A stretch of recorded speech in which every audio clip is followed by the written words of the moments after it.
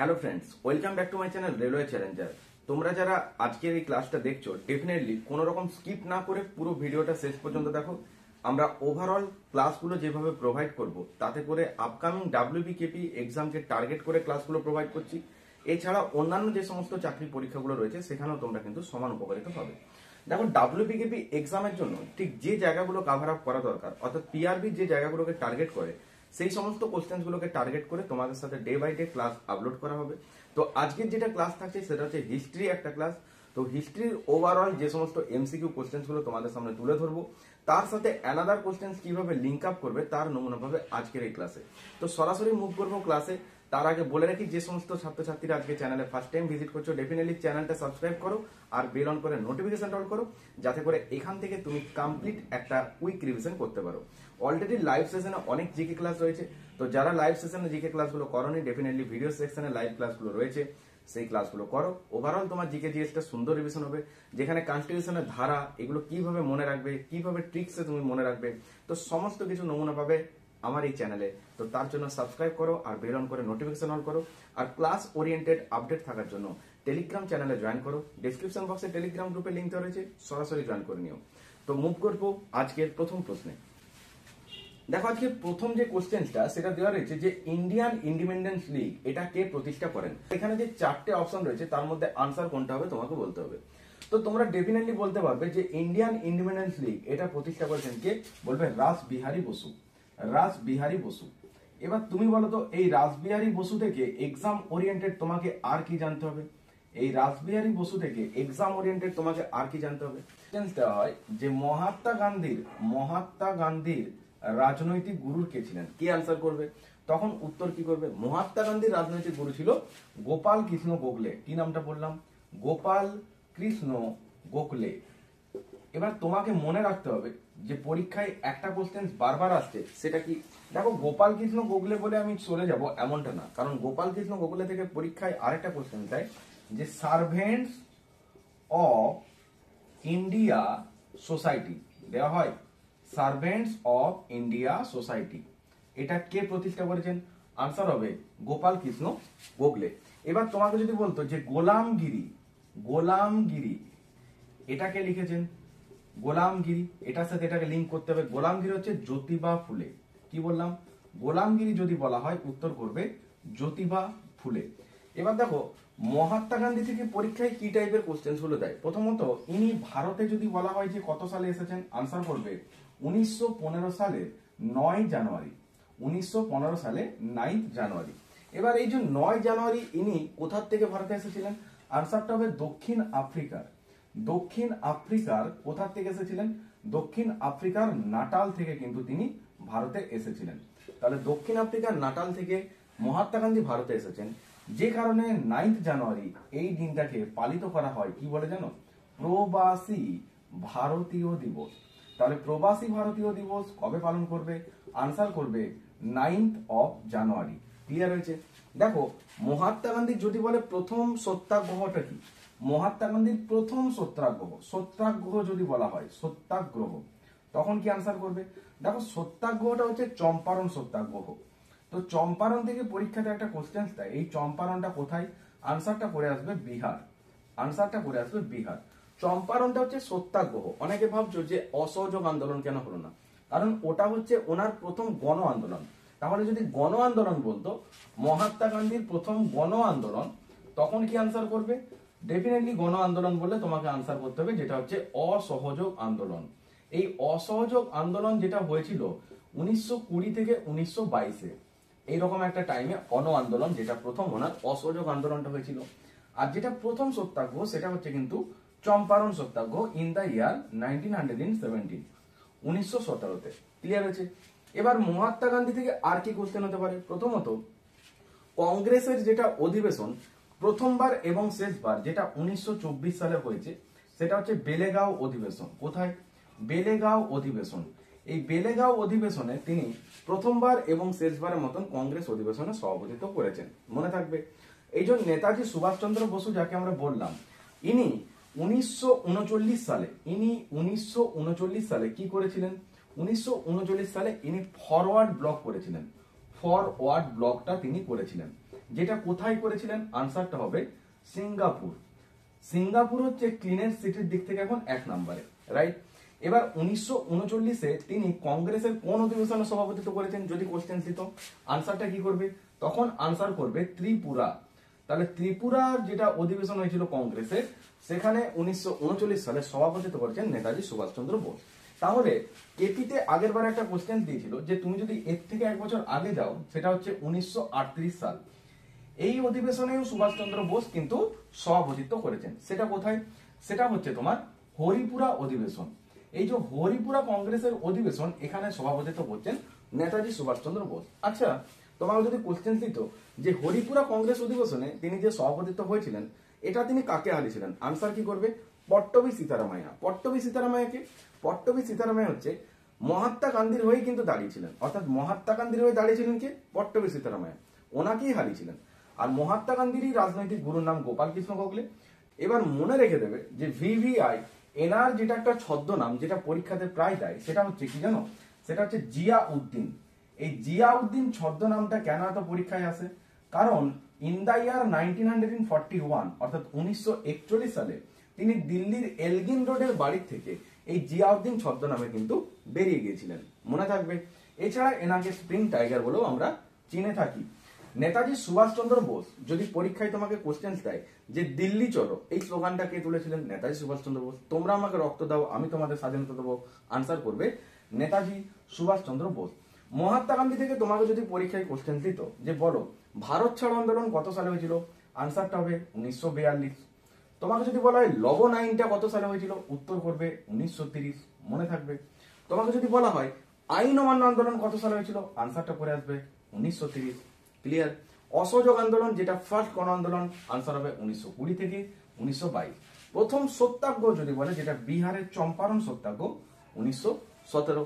এই যে ডান্ডি অভিযান যেটা হয়েছিল, যেটা গুজরাটের সবরমতী আশ্রম থেকে শুরু হয়েছিল, 241 মাইল পথ 78 জন সত্যাগ্রহীকে তিনি সঙ্গে নিয়ে হেঁটেছিলেন, অবশেষে তিনি কিন্তু ডান্ডি গ্রামে গিয়ে পৌঁছেছিলেন। তো এটা হচ্ছে ডান্ডি অভিযান, যেটা 1930 সালে শুরু হয়েছিল 12ই মার্চ, আর সেটা 6 এপ্রিল শেষ হয় কোথায়? ডান্ডি গ্রামে গিয়ে। তাহলে মহাত্মা গান্ধীর ডান্ডি অভিযান, এটা কিন্তু 1930 সাল, এটাও মনে রাখতে হবে। তো মুভ করছি নেক্সট কোশ্চেনে। কোশ্চেন নাম্বার 2 দেখো, বলছে জালিয়ান ওয়ালাবাগ হত্যাকাণ্ডের আগে কোন ঘটনাটা আর কি হয়েছিল। তো আমরা যদি জালিয়ান ওয়ালাবাগের হত্যাকাণ্ডটা সম্পর্কে একটু জেনে রাখি, তাহলে খুব ইজি আনসারটা করতে পারবো। কেন? কারণ আমরা জানি যে 1919 যেটা হচ্ছে 13 এপ্রিল কি হয়েছিল, বলবে 1919 13 এপ্রিল, যেটা পাঞ্জাবের অমৃতসরে, জায়গাটার কি নাম বললাম? পাঞ্জাবের অমৃতসর নামক শহরে, অমৃতসর শহরে কি হয়েছিল? জালিয়ান ওয়ালাবাগের হত্যাকাণ্ডটা হয়েছিল। এবার তোমাকে কি কি পয়েন্টগুলো মনে রাখতে হবে, কারণ একটা জিকে কোশ্চেন থেকে তুমি অ্যানাদার জিকে গুলোকে যদি লিঙ্ক আপ করে রাখতে পারো, ওভারঅল তোমার কিন্তু জিকে জিএসটা কুইক রিভিশন হয়ে যাবে।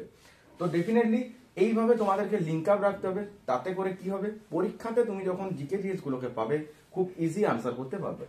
তো 1919 13 এপ্রিল জালিয়ান ওয়ালাবাগের হত্যাকাণ্ডটা হচ্ছে কোথায়? অমৃতসর নামক শহরে। এটা কোথায়? পাঞ্জাবে।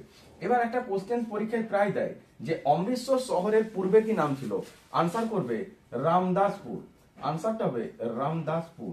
এই রামদাসপুর নামটা কার নামে রাখা হয়েছে? এটা ডেফিনেটলি গুরু রামদাসের নামে রাখা হয়েছে। কার নাম? গুরু রামদাস। এই গুরু রামদাস শিখদের কততম গুরু ছিল? গুরু রামদাস হচ্ছেন 4র্থতম গুরু ছিল। দেখো পঞ্চম শিখ গুরু যিনি ছিলেন তার নাম হচ্ছে গুরু অর্জুন। এই গুরু অর্জুনকে প্রাণদণ্ড কে দিয়েছিলেন? গুরু অর্জুনকে প্রাণদণ্ড কে দিয়েছিলেন, কি আনসার করবে? এবং সিক্সথ যিনি গুরু ছিলেন তার নাম হচ্ছে গুরু হরি কিষান। গুরু হরি কিষান, এনাদের দুজনকে যিনি প্রাণদণ্ড দিয়েছিলেন তার নাম কি? নবম তেগ গুরু যিনি হচ্ছেন তেগ বাহাদুর, গুরু তেগ বাহাদুর, ইনি হচ্ছেন নবম গুরু তেগ বাহাদুর। এই তেগ বাহাদুরের কে প্রাণদণ্ড দিয়েছেন? তেগ বাহাদুরকে। আনসার করে আসবে যিনি হচ্ছেন ঔরঙ্গজেব। ঔরঙ্গজেব। এবার আমি যখনই ঔরঙ্গজেব তোমাকে বলে দিলাম, মনে রাখবে পরীক্ষায় একটা অনেকবার কোশ্চেনটা দিয়েছে যে জিন্দা পীর, জিন্দা পীর, তারপর তোমার যাকে বলা হয় জীবন্ত সাধু, এছাড়া এনাকে বলা হয় দরবেশ, এনাকেই বলা হয় গাজী, এনাকেই বলা হয় বাদশাহ, এনাকেই বলা হচ্ছে জিন্দা পীর। কিন্তু যদি বলতো শের ই পাঞ্জাব, শের ই পাঞ্জাব, এটা যদি বলতো শের ই পাঞ্জাব, বা যাকে বলা হয় পাঞ্জাব কেশরী, তখন উত্তর হবে লালা লাজপত রায়, লালা লাজপত রায়। ওকে, তাহলে মনে রাখবে যে এই যে শিখদের যিনি প্রতিষ্ঠাতা তিনি হচ্ছেন কে, আবার গুরু নানক, তিনি হচ্ছেন গুরু নানক, গুরু নানক। ক্লিয়ার? ইনি হচ্ছেন ফার্স্ট গুরু। ক্লিয়ার হয়েছে? এবার তোমাকে মনে রাখতে হবে এই যে রামদাসপুর শহরটা নামটা রাখা হয়েছে এটা ওনার নামে, এই নামটাই এখন চেঞ্জ হয়ে হয়েছে অমৃতসর। এই যে অমৃতসরের স্বর্ণ মন্দির বলে না যে পাঞ্জাবের অমৃতসরের স্বর্ণ মন্দির, তো পরীক্ষায় দেয় স্বর্ণ মন্দিরটা কোথায় রয়েছে, কি আনসার করবে? স্বর্ণ মন্দির কোথায় রয়েছে, আনসার করে আসবে অমৃতসর নামক শহরে। ক্লিয়ার? তাহলে স্বর্ণ মন্দিরটা অমৃতসরে রয়েছে। এবার অনেক সময় জানতে চাই যে স্বর্ণ মন্দিরটা যখন হয়েছিল তখন এখানে ভূমিটাকে দান করেছিল, ভূমি দান, কি উত্তর করবে? ভূমি দান কে করেছিল? আনসারটা হবে কিন্তু তোমার ডেফিনেটলি আকবর, আনসারটা হবে আকবর। এবার আকবর যখনই বলছি পরীক্ষা ওরিয়েন্টেড, আকবরে কি কি কোশ্চেন দেয়? প্রথমত একটা কোশ্চেন দেয় দিন ই ইলাহি, এই দিন ই ইলাহি এটা কত সালে প্রবর্তক করেছিল? আনসার হবে 1582। কে কে নিয়েছিল? বীরবল, ফৌজি আর আবুল ফজল, এই তিনজন হিন্দু মন্ত্রীর মধ্যে বীরবল প্রথম গ্রহণ করেছিল। তো এই যে বীরবল যাকে আমি বলছি এটার থেকে একটা পরীক্ষায় কোশ্চেন দেয় যে বীরবলের আসল নাম কি? উত্তর হবে মহেশ দাস। যেরকম তানসেনের প্রকৃত নাম কি? আকবরের রাজসভায় কি ছিলেন? তিনি একজন সঙ্গীতজ্ঞ, তাই না? তানসেন আকবরের রাজসভায় কে ছিলেন? একজন সঙ্গীতজ্ঞ। এনার নাম ছিল রামতনু পান্ডে, রামতনু পান্ডে। যেরকম তিতুমির, তিতুমির, তিতুমির ওহাবি আন্দোলনের সঙ্গে যুক্ত ছিল, ওহাবি আন্দোলন। তাহলে বাংলায় ওহাবি আন্দোলনের নেতৃত্ব কে দিয়েছিলেন? তিতুমির। এনার আসল নামটা যদি জানতে চাই উত্তর করে আসবে মীর নিসার আলী, মীর নিসার আলী। ঠিক আছে? যেরকম শের শাহের প্রকৃত নাম কি? শের শাহ, সুরি সাম্রাজ্যের ফাউন্ডার, শের শাহের প্রকৃত নাম কি? আনসার করে আসো ফরিদ খাঁ, ফরিদ খাঁ। ওকে, যেরকম বাবরের আসল নাম কি? যার অর্থ হচ্ছে বাঘ, বাবরের আসল নাম হচ্ছে মোহাম্মদ জহিরুদ্দিন বাবর, মোহাম্মদ জহিরুদ্দিন বাবর, জহিরুদ্দিন বাবর। এবার মনে রাখবে এই যে রোজ ডে গেল, যেটা হচ্ছে গোলাপ চাষের নিদর্শন, গোলাপ চাষের নিদর্শন কার সময় হয়েছে? আনসারটা করে আসবে বাবর। এনারই কন্যা হচ্ছে গুলবেদন বেগম, যিনি লিখেছেন হুমায়ুন নামা, হুমায়ুন নামা, হুমায়ুন নামা। এটা কে লিখেছেন? বাবরেরই কন্যা, যিনি হচ্ছেন গুলবেদন বেগম।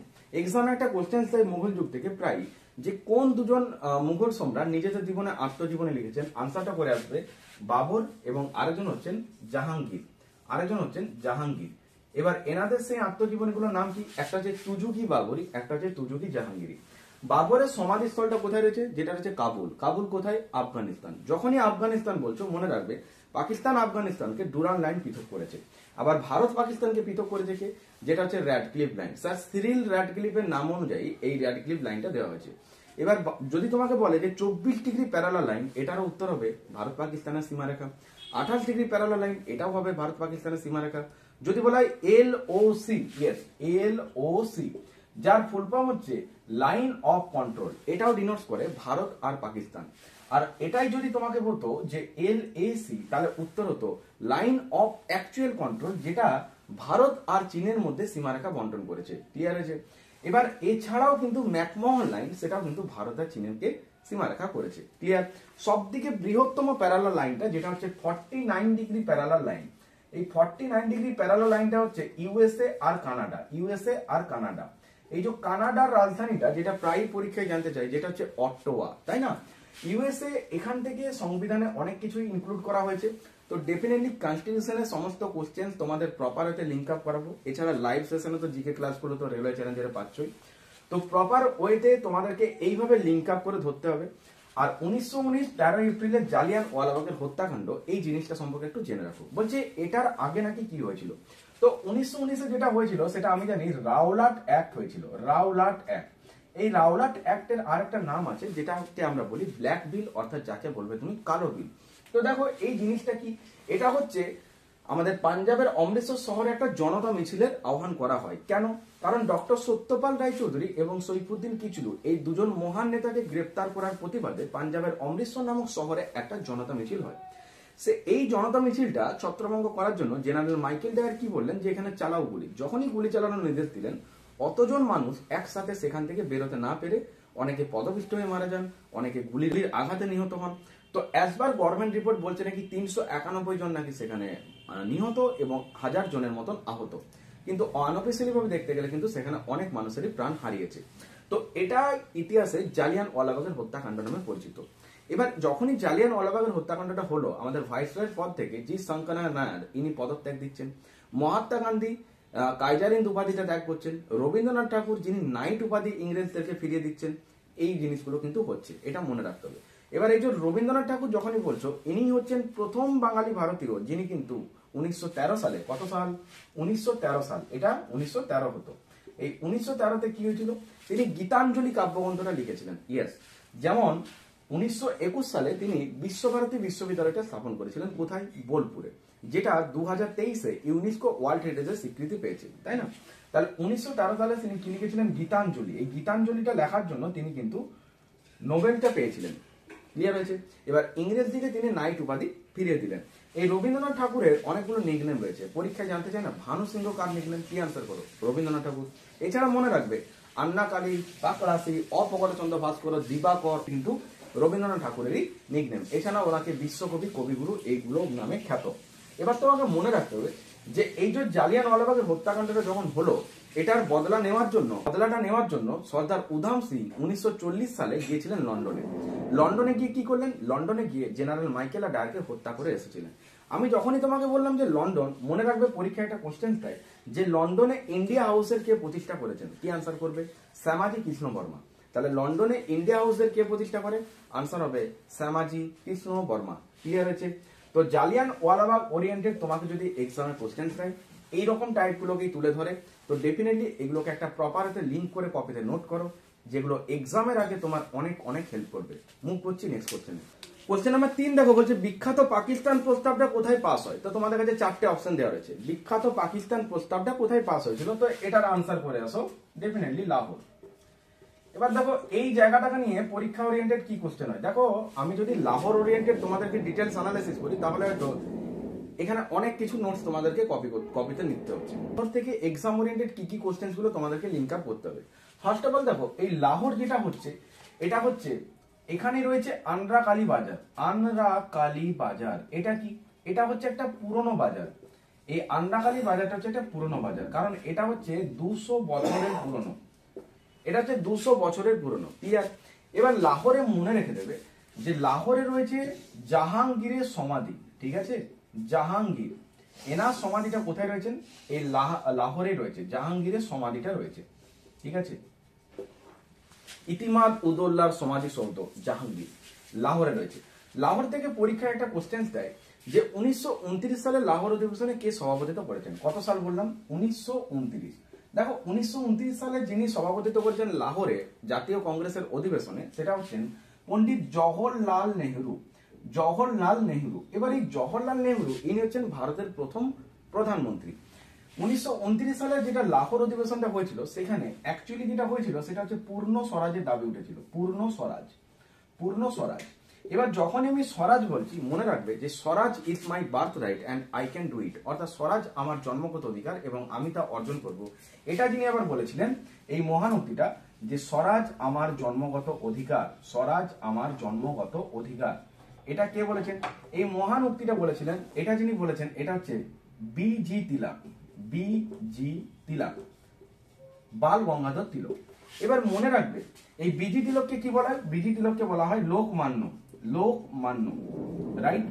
তাহলে লোকমান্য কাকে বলবে, বিজি তিলককে। যদি বলে লোকনায়ক কাকে বলা হয়, লোকনায়ক কাকে বলা হয়, উত্তর করবে, এটা পরীক্ষাতে এখন খুব দিচ্ছে লোকনায়কটা, আনসার হবে জয়প্রকাশ নারায়ণ, জয়প্রকাশ নারায়ণ। ক্লিয়ার? যদি তোমাকে এক্সামিনার জানতে চাই যে লোকপাল এদের রিটায়ার এজ কত, আনসার হবে 60। ফার্স্ট লোকপাল কে ছিলেন, ফার্স্ট লোকপাল কে ছিলেন, আনসারটা করে আসবে পিনাকি চন্দ্র ঘোষ, আনসারটা করবে পিনাকি চন্দ্র ঘোষ। ক্লিয়ার করতে পারলাম, বলবে হ্যাঁ। এবারে যে স্বরাজ, এখান থেকে আর কি কোশ্চেন দেয়, দেখো স্বরাজ্য দলের প্রধান দুজন নেতা ছিলেন, ঠিক আছে, একজন হচ্ছেন CR দাস আর একজন হচ্ছেন মতিলাল নেহরু, মতিলাল নেহরু।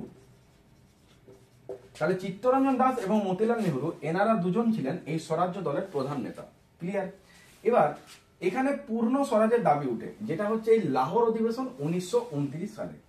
মনে রাখবে এছাড়া 1940-এও একটা অধিবেশন হয়েছিল, 1940-এও লাহোর অধিবেশন হয়েছিল।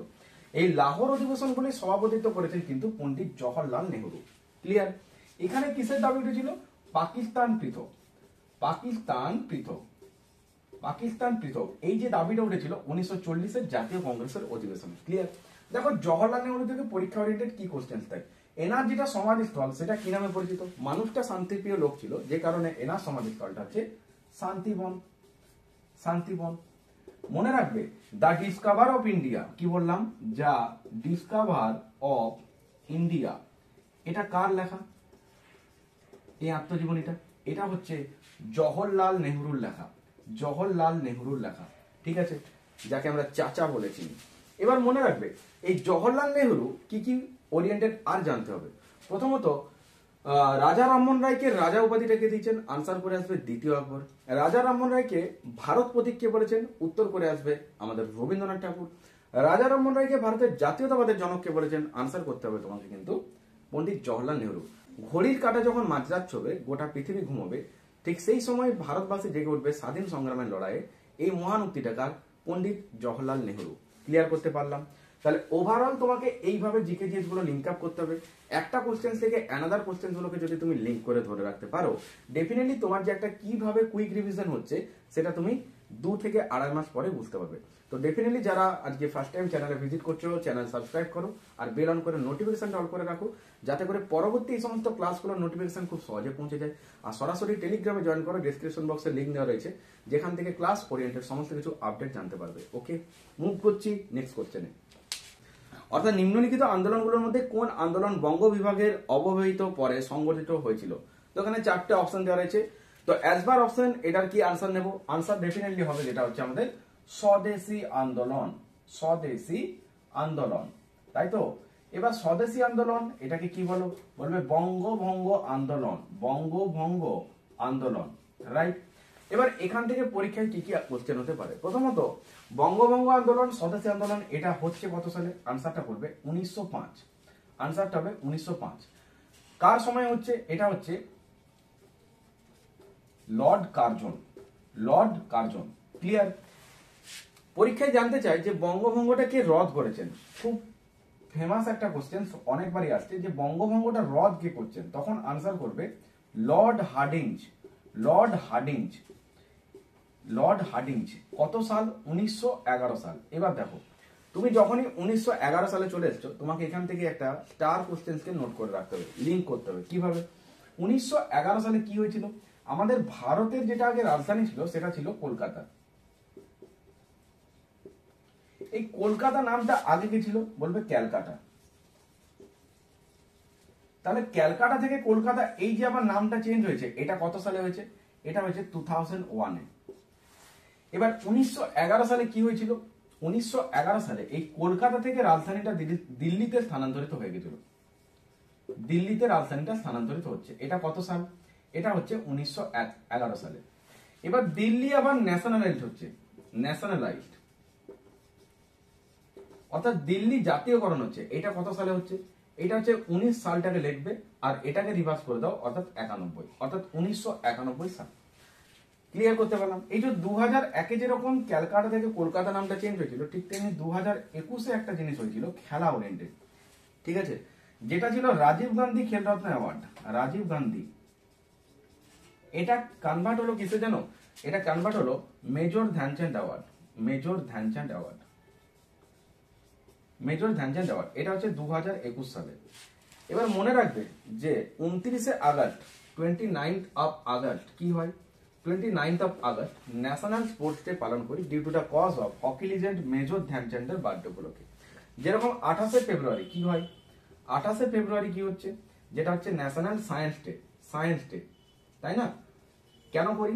কারণ 1930 28শে February sir C V Raman, Raman effect আবিষ্কার করেছেন, যে কারণে। যেরকম 29শে জুন কি হয়? 29শে জুন হচ্ছে ন্যাশনাল স্ট্যাটিস্টিক ডে। কেন? কারণ পিসি মহালনবিশ, প্রশান্ত চন্দ্র মহালনবিশের জন্মবার্ষিকী উপলক্ষে। ক্লিয়ার করতে পারলাম? এবার পিসি মহালনবিশ থেকে আরেকটা পরীক্ষায় কোশ্চেন দেয় যে second planning commission, first planning commission হয়েছিল যেটা প্রথম পঞ্চবার্ষিকী পরিকল্পনা 1951 থেকে 1956।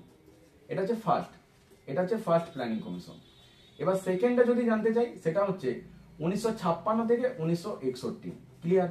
এবার প্রথম প্ল্যানিং কমিশন কোন তত্ত্বাবধানে হয়েছিল, অর্থাৎ কোন মডেলের তত্ত্ব হয়েছিল? উত্তরটা হবে এটা হচ্ছে হ্যামার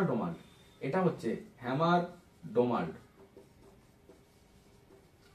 আর এই যে সেকেন্ড যেটা হয়েছিল এটা হচ্ছে পিসি মহালনবিশ,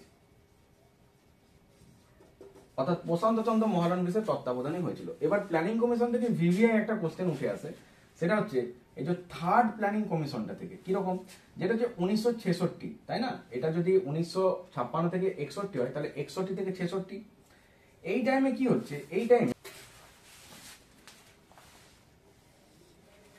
এবার থার্ড প্ল্যানিং কমিশন যেটা হচ্ছে 1961 থেকে 1966।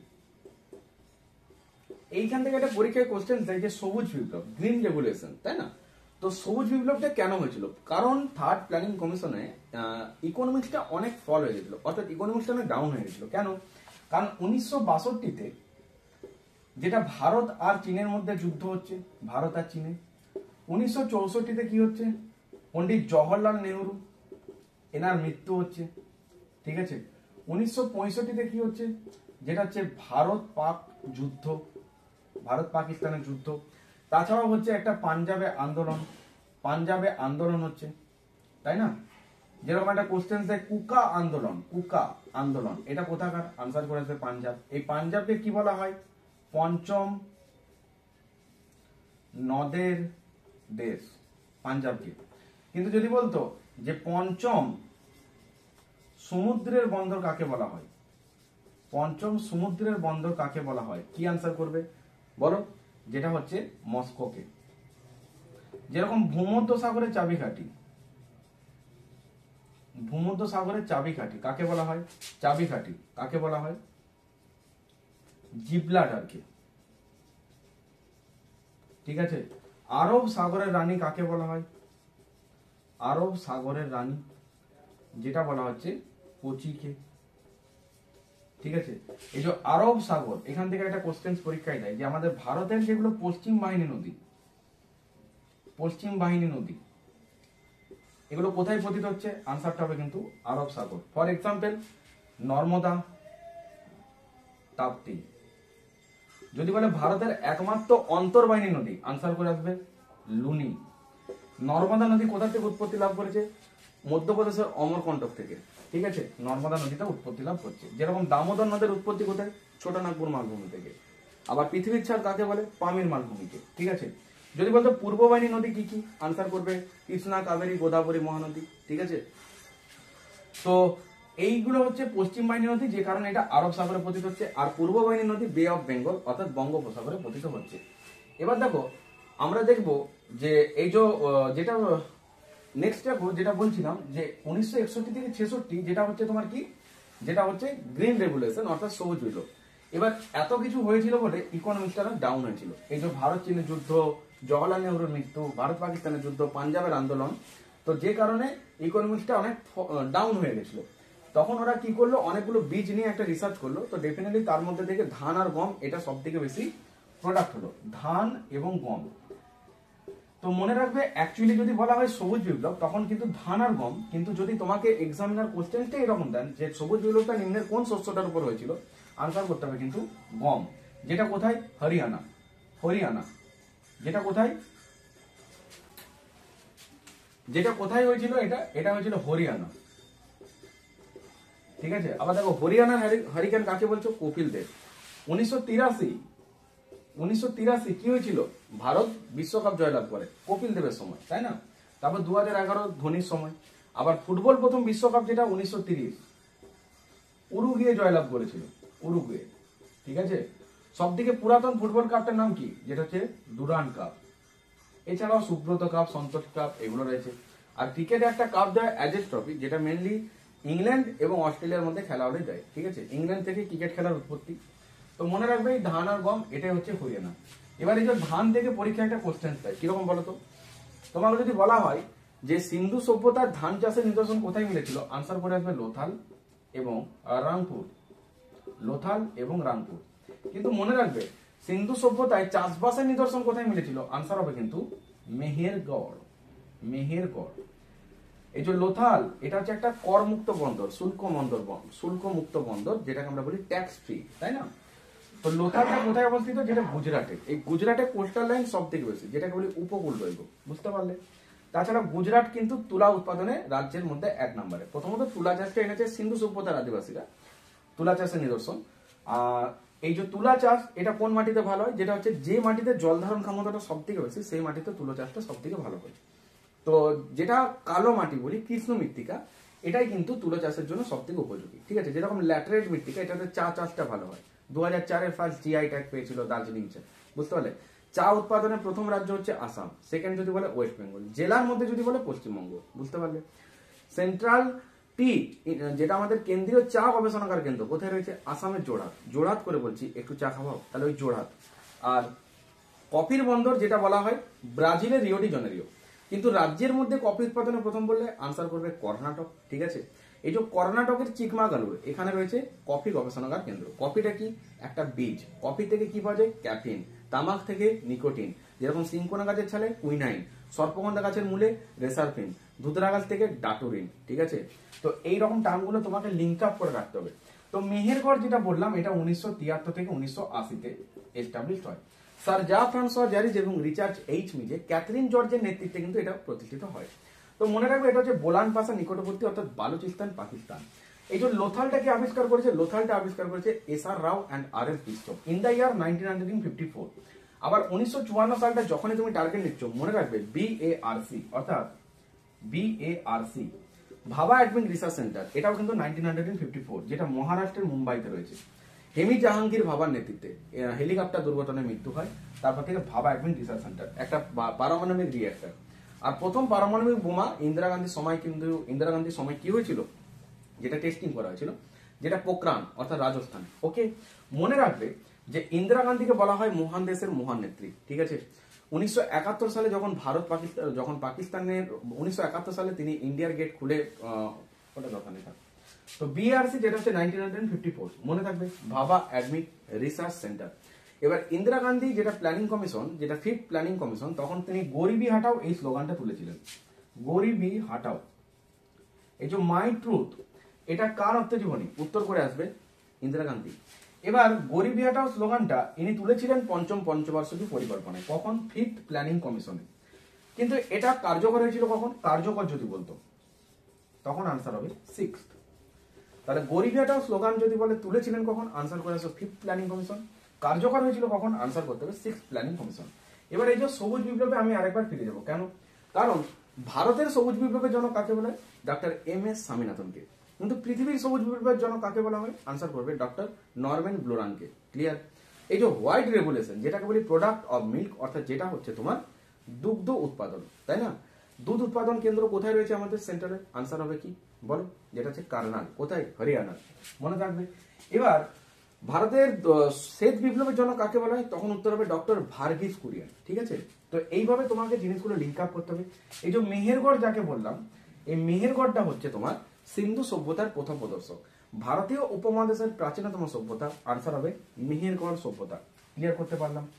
এই যে তোমাকে যখন আমি বললাম যে ফুটবল কাপ, এই যে কাপগুলো, তুমি বুঝতে পারছো যে হিস্ট্রি পড়ো বা জিওগ্রাফি পড়ো, তুমি ওই ওরিয়েন্টেড, এক্সাম ওরিয়েন্টেড কোশ্চেনগুলোকে যদি ওর সাথে লিঙ্ক করতে পারো, তো ডেফিনেটলি তোমার যে প্রপার হয়তো একটা সুন্দর কুইক রিভিশন হচ্ছে, এটা কিন্তু তুমি বুঝতে পারবে।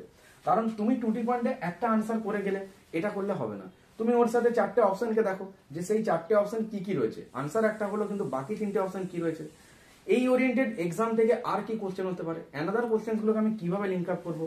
তুমি হিস্ট্রি পড়ছো, কিন্তু তুমি হিস্ট্রি থেকে সায়েন্সে মুভ করো, হিস্ট্রি থেকে জিওগ্রাফিতে মুভ করো, হিস্ট্রি থেকে তুমি স্ট্যাটিক জিকেতে পর্যন্ত মুভ করো, হিস্ট্রি থেকে কারেন্ট অ্যাফেয়ার্সে মুভ করো। কিভাবে?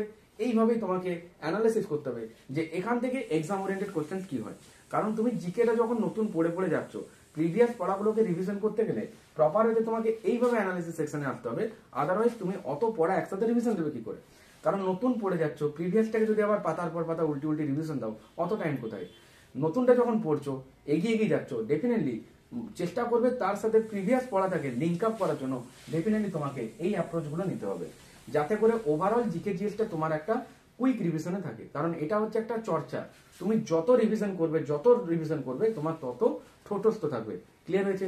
আপকামিং WBKP এক্সামে তোমরা একটা জিকে জিএসে খুব ভালো স্কোর ক্যারি করতে পারবে। ডেফিনেটলি তোমরা যোদ্ধা ব্যাচে জয়েন করতে পারো। এই যোদ্ধা ব্যাচে অনেক স্টুডেন্ট রয়েছে, মাত্র 4-5টা ক্লাস হয়েছে। তো যারা যোদ্ধা ব্যাচে জয়েন করবে ইমিডিয়েট জয়েন করে নাও, কারণ এখানে ক্লাসটাই করানো হচ্ছে একটা কুইক রিভিশন ক্লাস। এবার কুইক রিভিশন ক্লাসটা কি?